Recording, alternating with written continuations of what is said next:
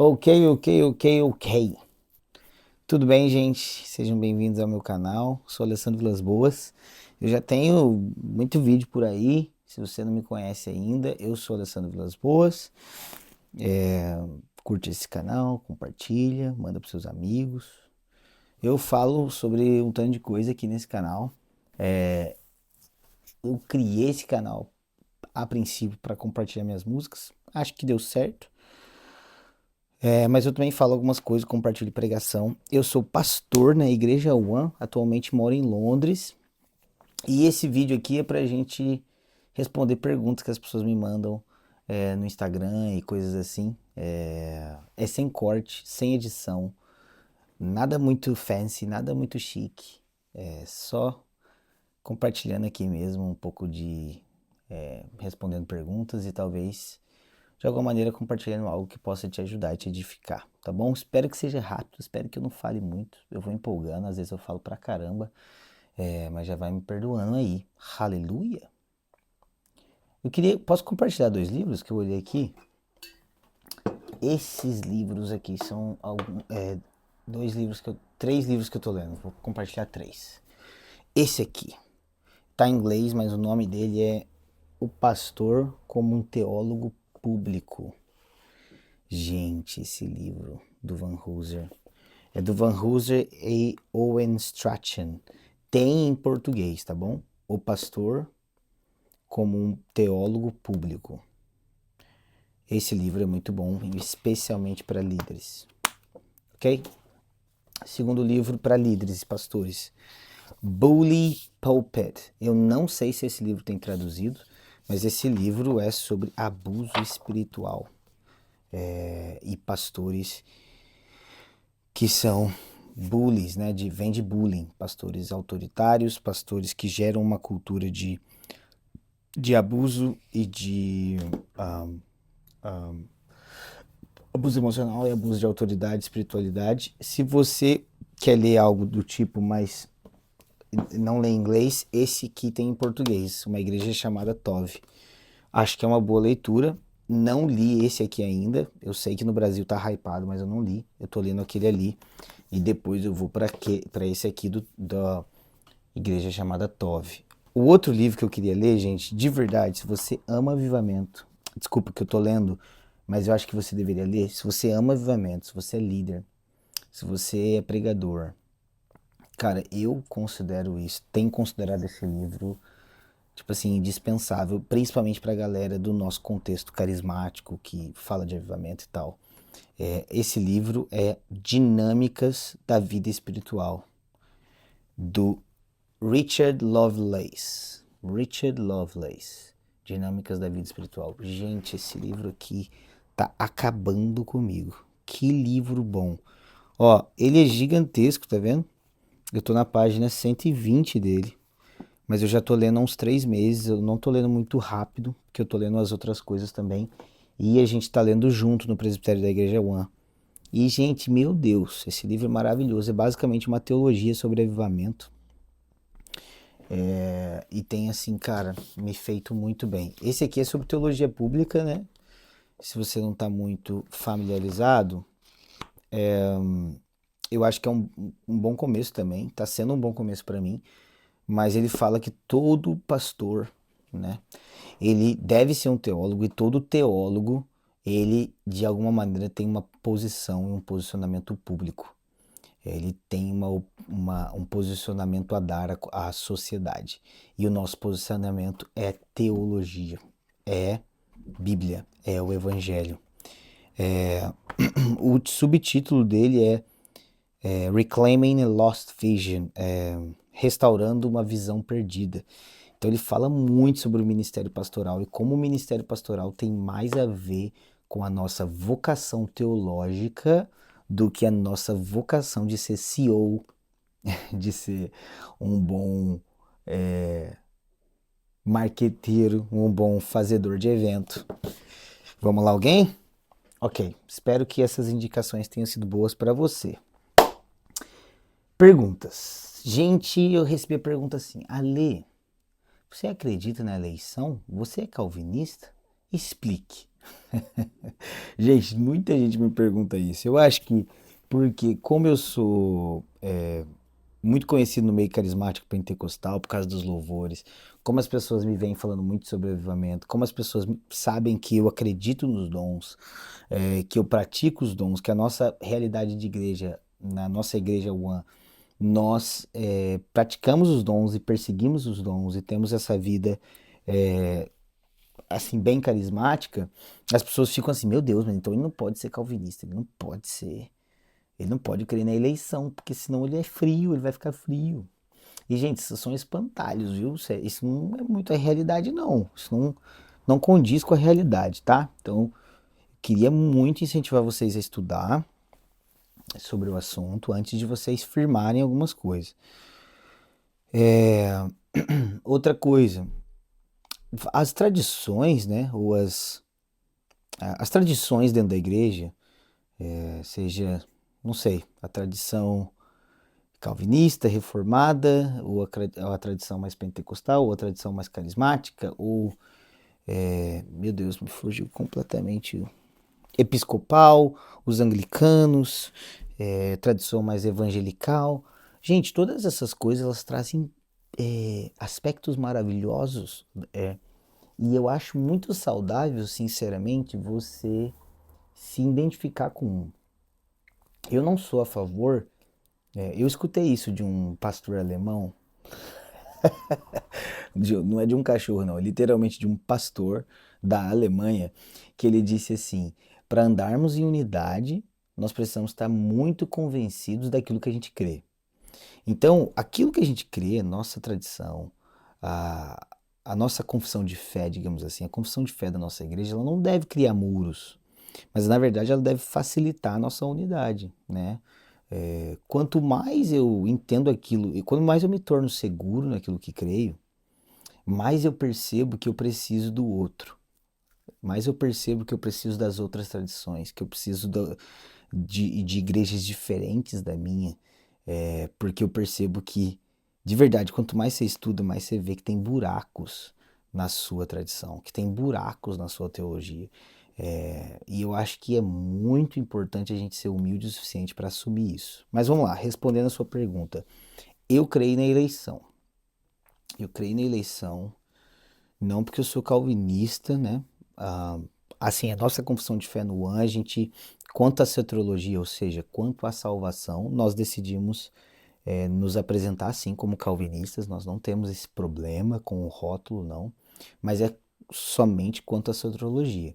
Agora, gente, vou ser sincero com vocês, é muito difícil escapar da eleição, tanto que, assim, as pessoas podem até discutir a expiação limitada, as pessoas podem discutir a participação do homem, né, digamos assim, na sua salvação, ou a responsabilidade humana, mas a soberania de Deus no ato salvífico é uma coisa bem difícil, tá? Então, Efésios 1, por exemplo, é uma coisa extremamente difícil de fugir daquilo ali, tá escrito. E não só Efésios 1, mas como diz o John Piper, uma vez eu fui ler a Bíblia grifando tudo de azul que me parecia soberania divina e tudo de vermelho que parecia responsabilidade humana. Eu terminei com um livro muito azul com algumas partes vermelhas. Então, sim, gente, eu acredito na eleição e quanto à salvação, eu me encaixo mais no calvinismo, sim, tá bom? Qual a sua opinião sobre rede social hoje em dia, principalmente para pessoas mais novas? Gente, eu acredito que se você puder não ter uma rede social, acho que é a melhor coisa que você pode fazer da sua vida, sinceramente. Agora, eu sei que muita gente trabalha com a rede social e precisa da rede social até para divulgar o seu trabalho. Por exemplo, minha mãe é fonoaudióloga, ela tem meu Deus, esqueci o nome, uma clínica e ela divulga o trabalho dela nas redes sociais, né, para a cidade e para a região do sul de Minas. Então, ótimo. Agora, mas as pessoas falam assim, nossa, mas eu nem posto muito, eu nem uso muito a rede social. Usa sim, porque você passa muito tempo na rede social, mesmo que você não poste. E cara, eu vou te falar, aqui na Europa eles são bem melhores que a gente aí. na América no geral, né? Nas Américas. A gente é extremamente viciado. Pode perceber que todo pastor gringo que começa a estourar no Brasil, ele começa a se vislumbrar com o Brasil. Por quê? Porque o público das redes sociais do Brasil é bizarro, gente. A gente consome rede social e internet igual viciado mesmo. Uma hora estoura uma coisa, aí outra hora, aí a gente já precisa de uma outra tendência, a gente arruma outra, depois outra, depois outra. É escândalo atrás de escândalo, a gente esquece os escândalos e passa por cima e vai. E tipo assim, a gente é meio viciado nisso. Então a minha dica é o que eu tento fazer. Eu fico pelo menos 2, 3 dias por semana sem Instagram. ahn, e, e eu fico. Eu tenho horários para mexer nisso e horários para postar. O que eu quero fazer é cada vez mais terceirizar a minha conta do Instagram, ou seja, eu vou produzir os conteúdos, mas outra pessoa vai postar e outra pessoa vai cuidar disso para mim, porque a vida ali, não só no Instagram, mas nas redes sociais é extremamente prejudicial para nossa saúde, para nossa mente, para nossos desgastes emocionais.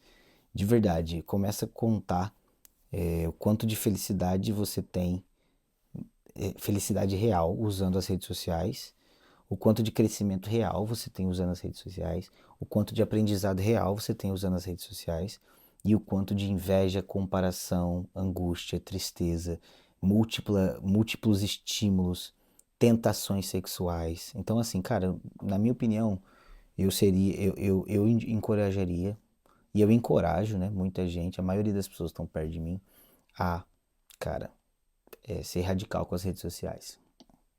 Ok, aí me perguntaram qual a importância de manter uma vida ativa no contexto uma vida ativa, fitness, e isso faz bem para sua saúde emocional. Cara, então, a importância disso é, em primeiro lugar, porque eu quero cuidar da minha saúde, eu quero estar bem para cuidar das minhas filhas, quero estar ativo na minha casa.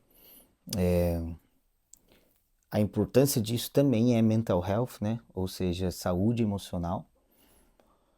Mas, acima de tudo, cuidar da minha saúde e ter uma vida ativa glorifica a Deus, entendeu?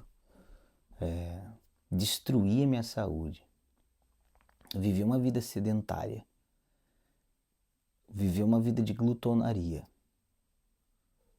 viver uma vida comendo o que passa na minha cabeça, tudo que vem, saindo do culto, bebendo 3 Coca-Cola, 5 hambúrguer e dizer que quem está em pecado é o cara que toma 2 cervejinhas e vai para casa e tem uma vida fitness, é meio zoado.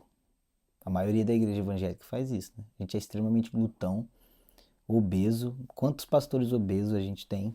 Gente, isso na grande maioria é pecado. É pecado.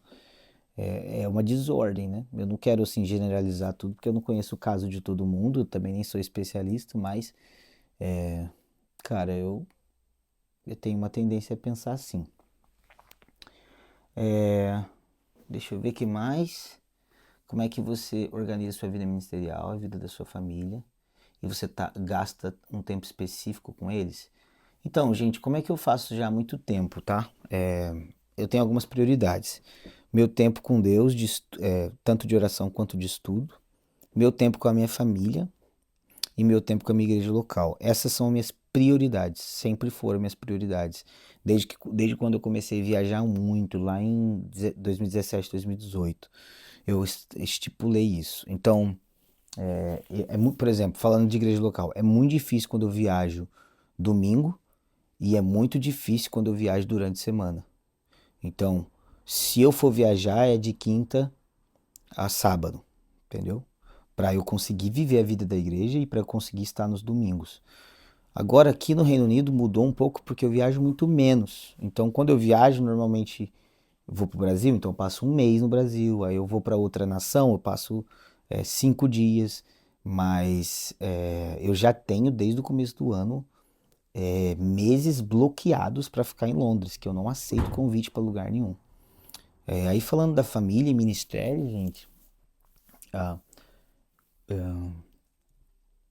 eu literalmente coloco na agenda, assim, coloco como prioridade. Eu entendo que a minha família é meu ministério também. E eu entendo que o meu ministério, ou seja, o meu serviço a Deus é igualmente santo.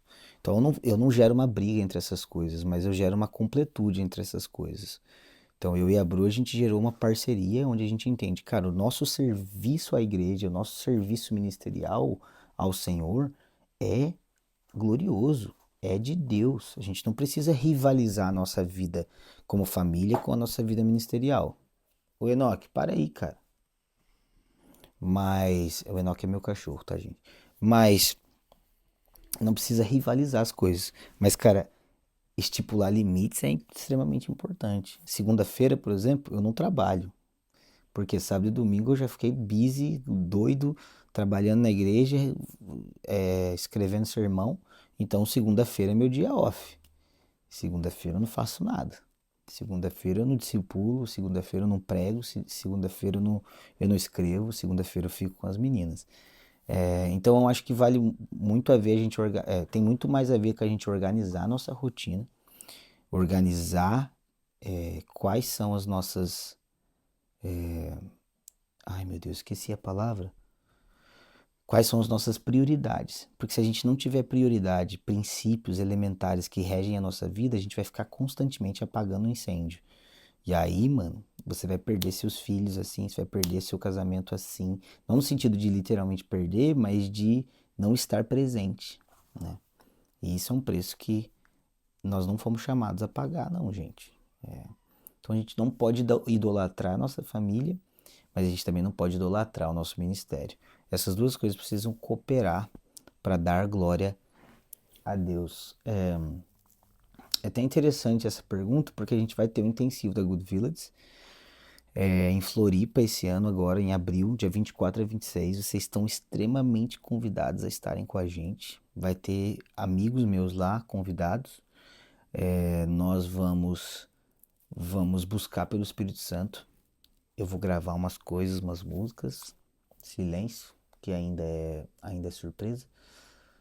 Mas a gente vai ter também, pela primeira vez nos nossos intensivos, para quem nos acompanha, a gente vai ter uma oficina falando de criação de filho e da vida ordinária, né? A vida comum e como isso glorifica a Deus. Porque eu sinto também que muita gente não dá prioridade para a vida comum porque acha que Deus só me usa quando eu estou no palco, Deus só me usa quando eu estou viajando. E não é bem por aí, não. Espero ter respondido um pouco. Mas esse assunto dá para falar por horas, eu amo esse assunto. Mas é isso, gente. Tamo junto. Espero que esse vídeo tenha sido bom para vocês. Se eu comentei alguma coisa que vocês acham legal mandar para alguém, por favor, mandem para alguém. Curtam, compartilhem, comentem. E tem mais vídeo vindo aí. Tem vídeo de música, de ministração ao vivo. Eu vou pro Brasil, vou tentar fazer uns vlogs para vocês também. E tamo junto. Beijo, tchau, tchau.